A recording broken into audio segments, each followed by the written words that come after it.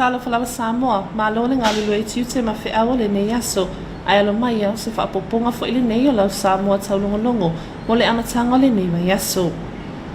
Wa whaalau iloa mai e le awhionga le sui palemia, le tau fongo le swa u ole ai le masino o ke topa, se atoanga le nei o le ripoti.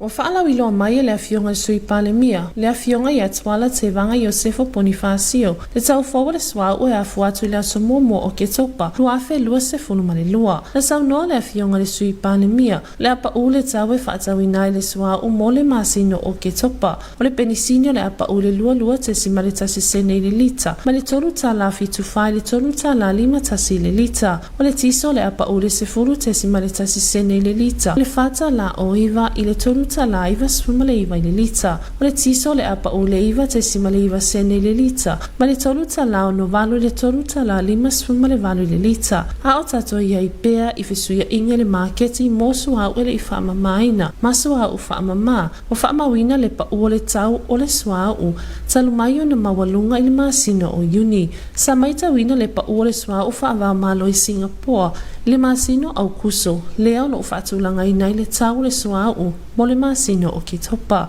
O nisi o vaenga o fisoso ani le whaititi o le tau le swa u, e au fiai le tu ititi o tau o whela ua inga o le swa u i lungo le vasa, whaapea le tau o le whaatau wa inga o le tala Samoa i le tala Amerika, o le tau faula le nei o le swa u mo le nei masino o ki topa. Penisini tolu tala lima sfun tasi le lita, tiso tolu tala iwa sfun iwa le lita, male karsini tolu tala lima sfun vale le lita, le afane na ise konimolau Samoa taulogologo. O loo wa awa yatu nei le afionga i le au mamalo le malo, le afionga yatu i maleli i whano vale to aswala wi le lua malana masiofo, i le whau unga le Pasifika o loo whaatautai e fiti, se atuanga le nei o le ripoti.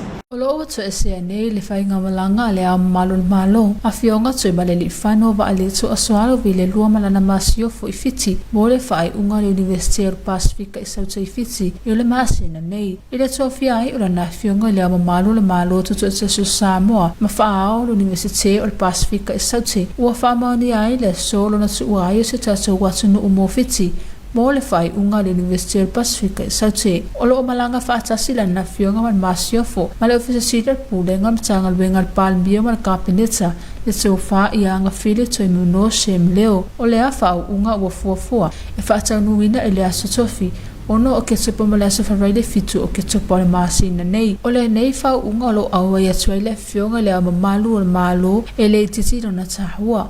Ai me se ai o le tu atele walo ma whanau o Samoa. O lo atawina i le laumua al Pasifika i fiti. I awa noa sa whaamanui nai, i whaawawina i le ola o awina, ma i le tele o sausanga. I le matawina i pēa o le siti ai, il whaitawa whaiwalo ma whanau o Samoa, o lo o mawawa no whaaskola sipi, ia o tawina i le University i fiti, o se ainga matawina fo i lea malanganga o le fia, o na lo o anualu pēa i luma le solonga le lei o le ola fina o whanau se tatu watunu, o le whamoe le a whaatanuina le nei whau unga tele il whai ungo le nei vaiaso, taptale ki tiona, mo lau Samoa. O se vaenga fo ile nei le tulanga wa le whaamai o le Kovitis fulmalei i tutono si o tātou watu nuu. Ripoti a mai en matanga luenga o le soifua malo loina. Amani en matanga luenga o le soifua malo loina. Le pesi aio i lātou fōwetu o fitu. I tutono le atu nuu le siama le Kovitis fulmalei le ripoti sa whaamawina i tutono le fitu aso. Ai le aso fulmalewalo te se tema. Ia o mai le aso sa lua su limo se tema lua afe lua se fulmalelua.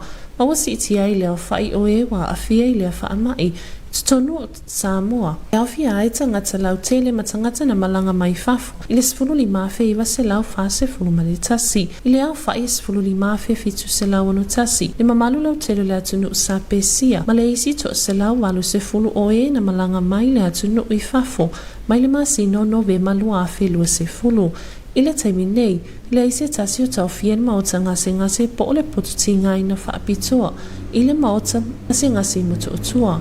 Ono ni a fianga tu ngā mai le whaamai, lo o whautua ina pēr le mamalu lau tele le atunu ina ia tautua na pēr puipuinga, ma le tu mamalau tele mo se Samoa soifua malo loina, ma saunga le mu mai a fianga le whaamai, whaatau le whai o lo tui puipui, o le puipui ngasili, mo oe maau i a fianga le Koviti se fulumaliva, le whananai se kone mo lau Samoa taulogologo. O le Ia whaisina tātou mālolonga pūpuu mo nisi o tātou whaasalaunga whaapisi nisi.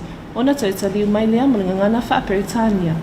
Your TV2 News will be right back after this short commercial break.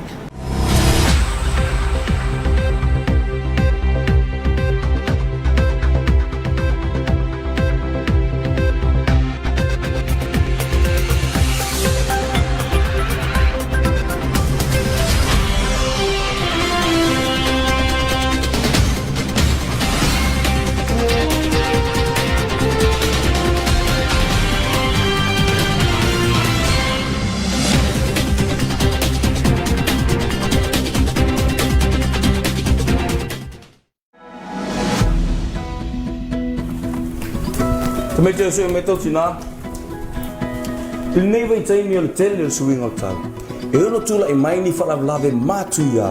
E a whai nai le ola, marasaunga le mu o tātou hai. O nisi nei o vai, e ta tau o na tā pena pena iai. E mō mia ni ato e mā losi mana na tā. A wātai mi tātou te tu ua whafose ia ele whale. I sa ili no whaanga saunga le mu. Awa nei ngalo na tā pena. I mea whenga wenga mo le soswani mo mua. O ni whala au mo oe maro a inga. O vaita mawha, mani me aitu apa, moni na yasu. Ange ngalo kala apa. Awange ngalo kala apa, whafutaisan. Se mori wila, mani maa wha leo leo. Se leiti o e whaongai maa wila. Mani lapa lapa wha leo leo. Ia e tā pena I ni pepa tā ua, e peo tusi whalau, ma pepa whanau. Whaasoa I whanau au wala saunga le mu. E ui ai taimi o whalawlawe mātu ia e olo tupu whafose. Ia mauti noa ua malamalo a inga I mea olo I aino whaonga saunga le mu. Mana tua, ia tā pena pena le leiro a inga, mo so se whalawlawe o tula inga. Sa oli, sa pena, poi poi, yeah!